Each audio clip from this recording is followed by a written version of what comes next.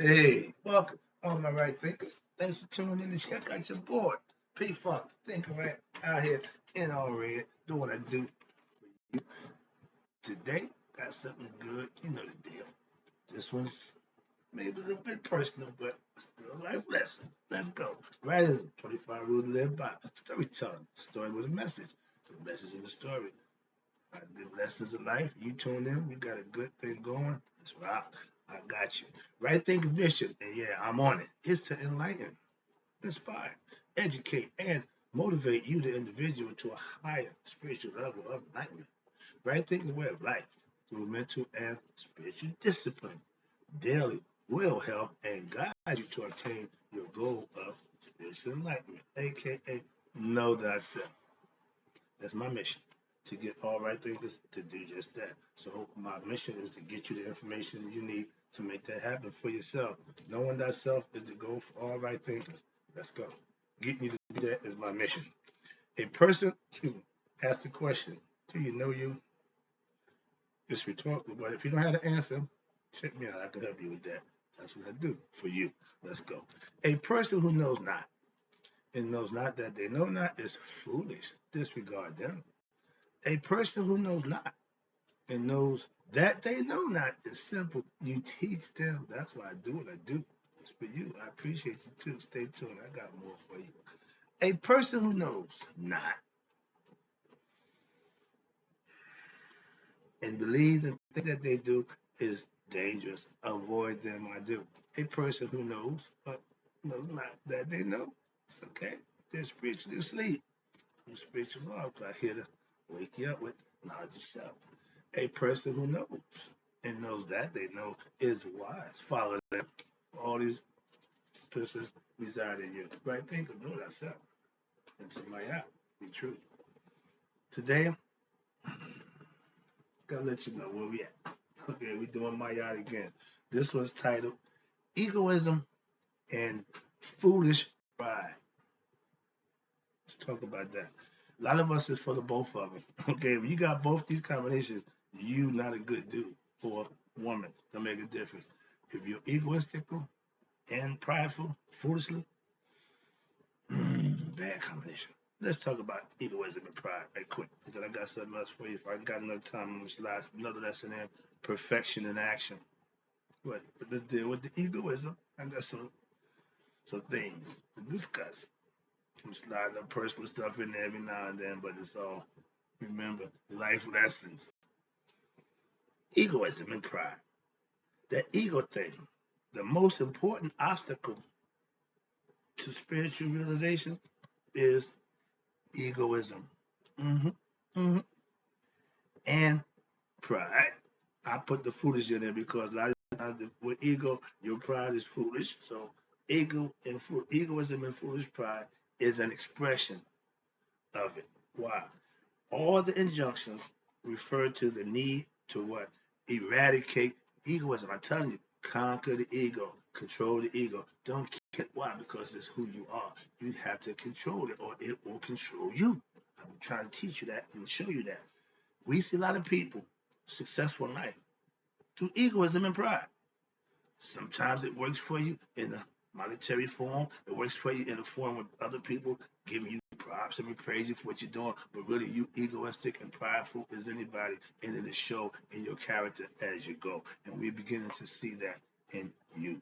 Moving on. All injunctions refer to eradicating the egoism, ignorance, violence, and desires of the heart, and special emphasis is placed on egoism.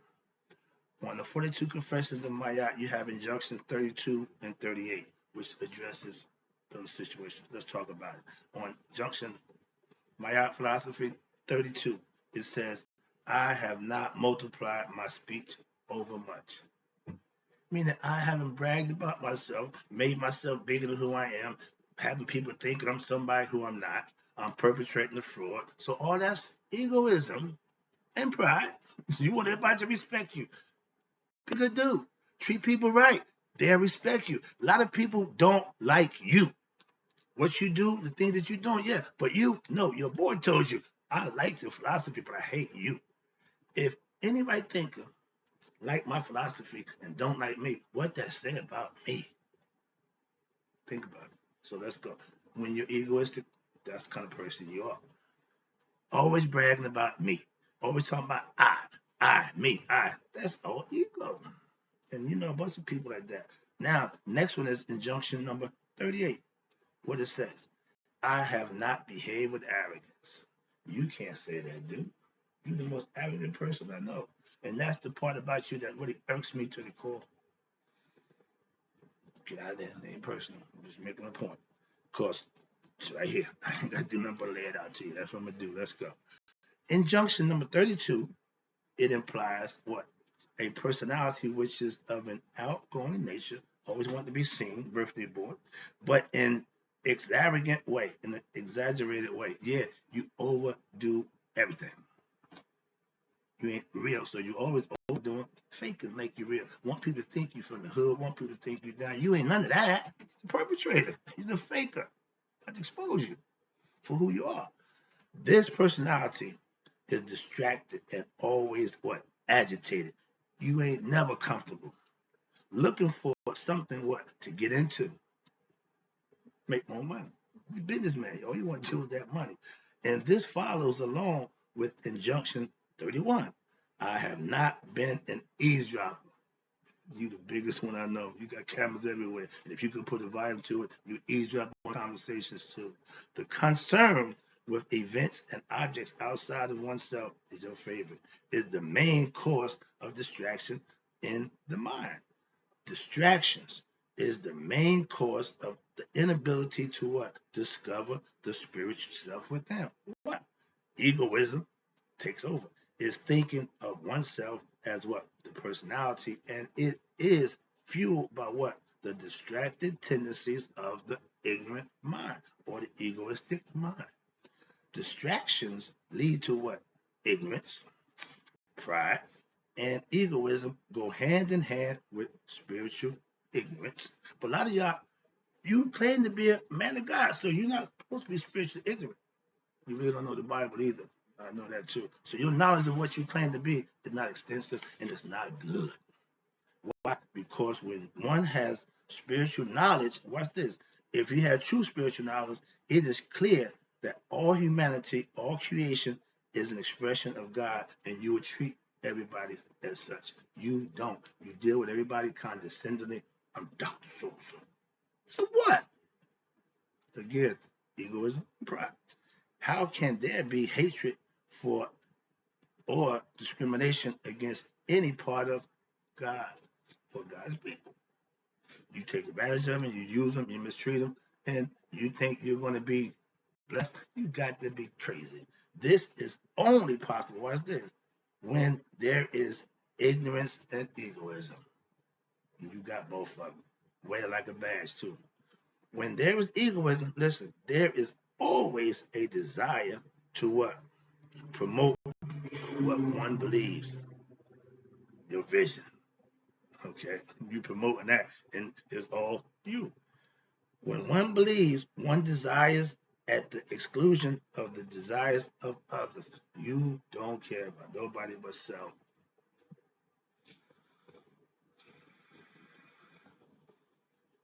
One believes that one is always right and above others.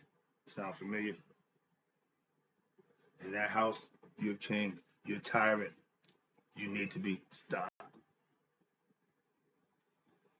This conceit, and that's what you're full of, and arrogance prevents what? One's from seeing in any reality beyond what? The confines of one's own concepts and egoistic ideas.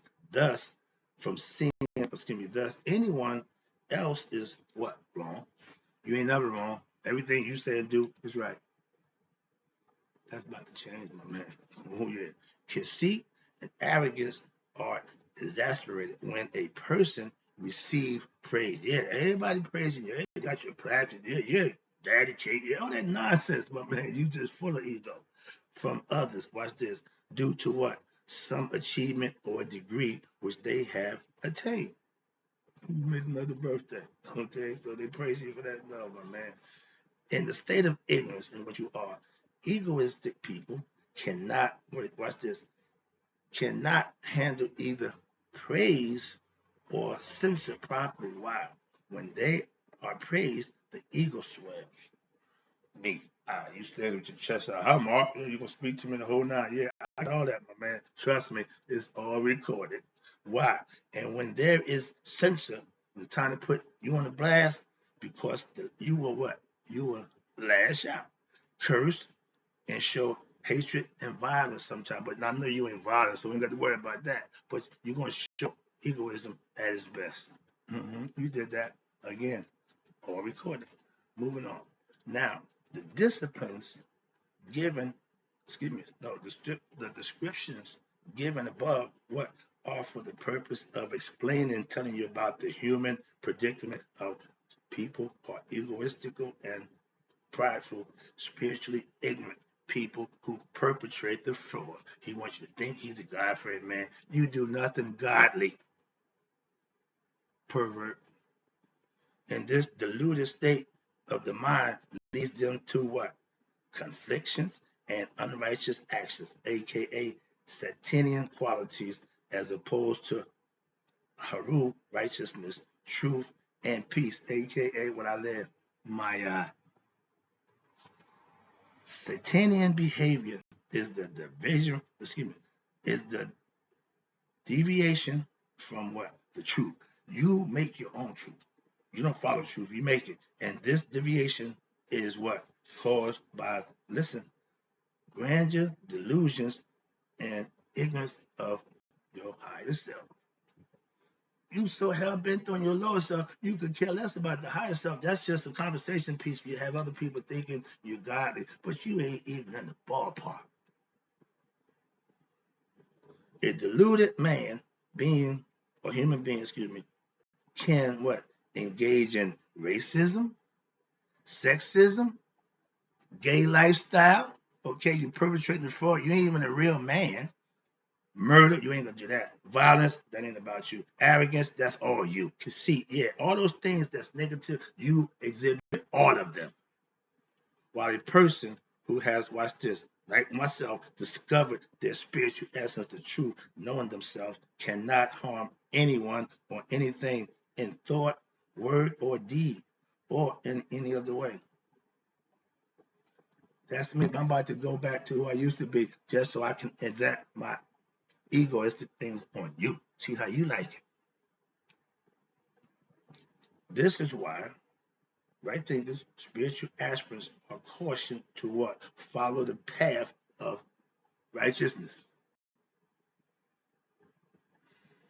Maya, even while they are in a state of ignorance. Why? Because acting in a righteous manner does what? Purify the negative elements in the mind, which foster the seeds of ignorance and egoism. You can practice doing the right thing, and that's how you change. You perpetrate doing the right thing. You don't do it. That's the difference. It don't change for you. These elements are what we call fetters. Why? Because it's self-inflicted. This is accomplished by how? By selfish actions, selfless actions as described earlier in this volume, and through what? Attaining spiritual knowledge through the studying and teachings of right thinking philosophy.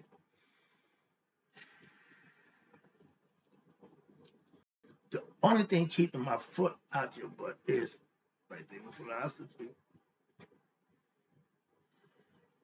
Don't know how long I can contain it. The ego is pushing hard. Moving on, let me wrap this up. Okay, it's getting personal. It's always been personal, but let me wrap it up. There is one important factor which is inherent in the precepts of living Maya, right thinking philosophy. That must be received special mention. What is that? Many times when people are spiritually ignorant of the greater spiritual realities and they're caught up in their own emotionality in their life and tend to look for what? Somebody or something to blame for what? Their miseries because of somebody else. No, because of what you did, again, cause and effect. You caused the effect, and you got to be the recipient of the effect. They want to what? Watch this. They want to find cause for the troubles of their lives. And the easiest way to do this is what? To look around into the world and point to those factors around them which seem to affect them. No, you cause all the effects. In chapter 125, the use of the word, watch this, nuk, N-U-K, nuk, that's what it means, I, is emphasized with a special connotation. What is it? The spiritual aspirant right there that says continually, understand this, I have not. You speak it in present tense. He or she does not say, you have allowed me, or the devil made me do it. Well, you the devil, so you make yourself do it. Again, that's a fetter. That's because you're going to blame it on somebody, but it's really you, and it's self-inflicted. Again, makes it a fetter. Understand that. A lot of people don't. The devil made me do it. Wilson made that famous. Or watch this. I wanted to be, I couldn't, etc. Excuses. You state what you have not done. Simple as that. Let me wrap this up.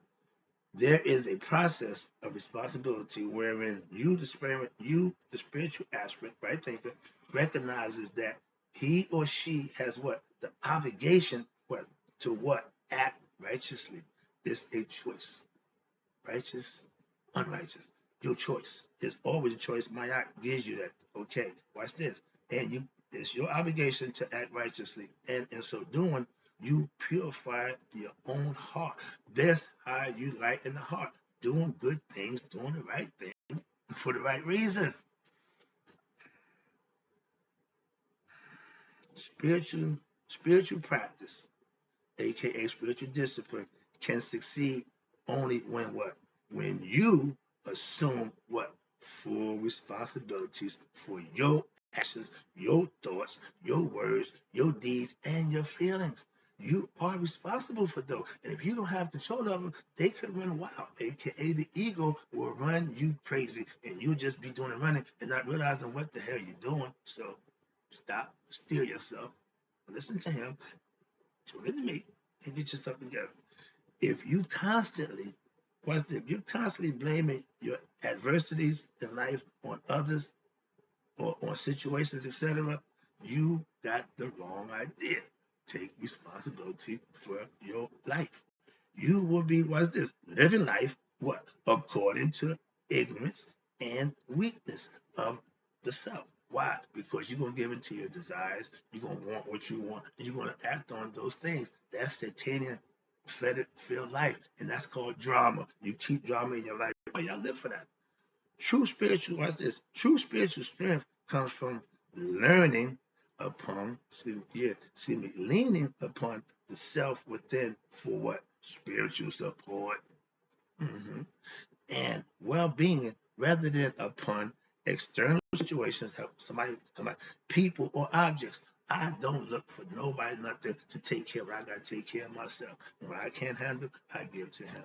It's simple. Moving on, I'm wrapping it up. So watch this. Thus, within the teachings of right thinking philosophy, aka Maya, you can be found what all the important injunctions for living a life which what promotes purity, harmony, and sanctity.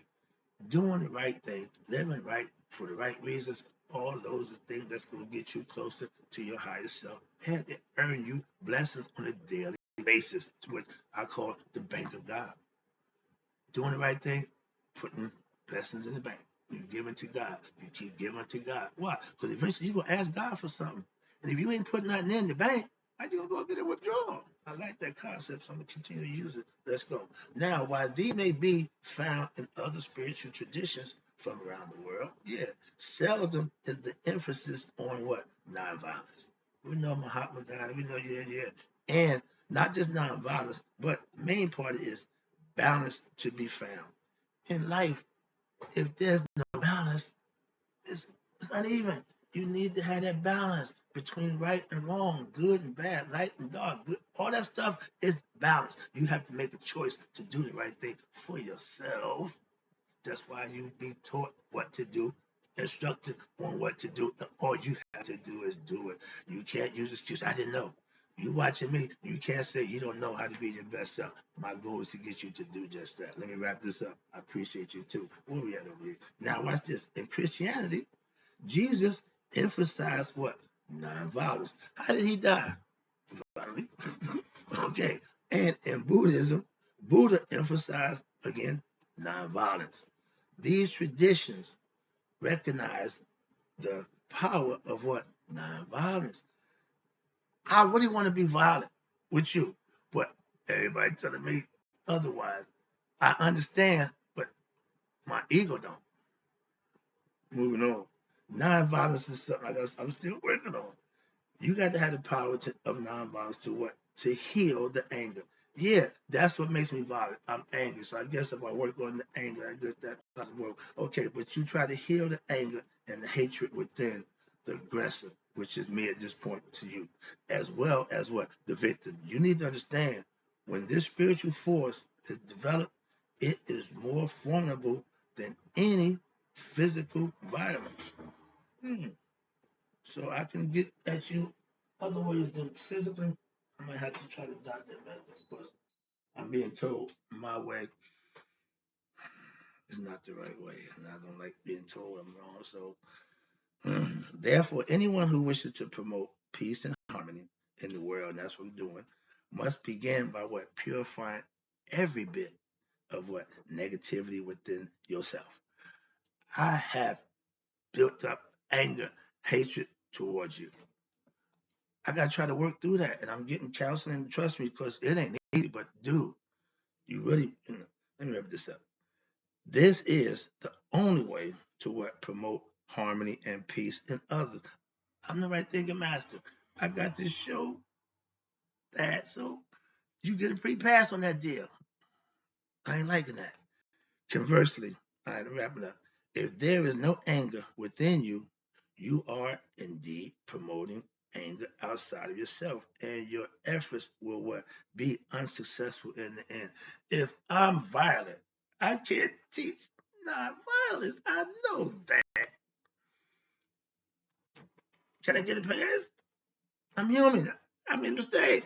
I fell off the wagon. One of those excuses I use to do what you know is wrong, claim to be right. So I'm fighting temptation. So work with me. I'm still work in progress. I'll be back. I got to go. Time to hit the gym.